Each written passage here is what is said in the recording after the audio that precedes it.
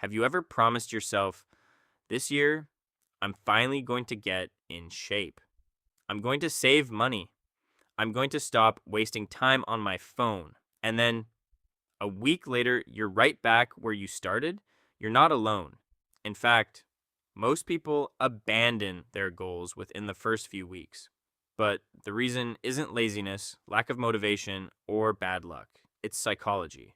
Today, we're breaking down why most goals fail in the first week and how you can avoid the same trap. Part 1. The motivation. Myth.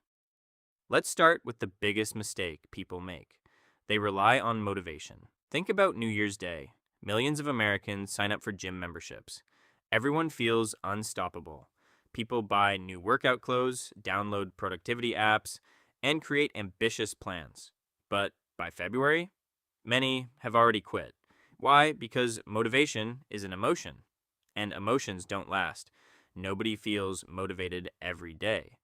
Even top athletes, successful entrepreneurs, and high performers have days when they don't feel like doing the work. The difference is they don't rely on motivation, they rely on systems. When motivation disappears, systems keep you moving. Part 2. The all or nothing trap. Here's another reason goals fail. People try to change everything at once. Imagine someone decides, I'm going to wake up at 5 a.m., hit the gym every day, eat perfectly, read 30 pages, and quit social media. Sounds impressive, but the brain hates sudden change. Psychologists call this cognitive overload. Your brain sees all those changes as a threat to your normal routine. So, after a few days, it starts pushing back. You feel exhausted. You skip one day, then another, and eventually you quit. The problem wasn't the goal. The problem was trying to become a completely different person overnight. Real change happens through small wins, not giant leaps. Part 3. The hidden enemy, instant gratification. Now, let's talk about the real villain, instant gratification. Your brain loves rewards. That's why scrolling TikTok, watching YouTube, or checking Instagram feels so good. The reward is immediate. But goals? Goals are different. Working out today doesn't instantly give you a six-pack. Saving money today doesn't instantly make you wealthy. Studying today doesn't instantly make you smarter. The rewards come later. And your brain naturally prefers rewards now, rather than rewards months from now. That's why many people choose short-term comfort over long-term success. It's not a character flaw, it's human psychology. Part 4. The identity problem. Here's something most people never realize. Successful people don't focus on goals. They focus on identity.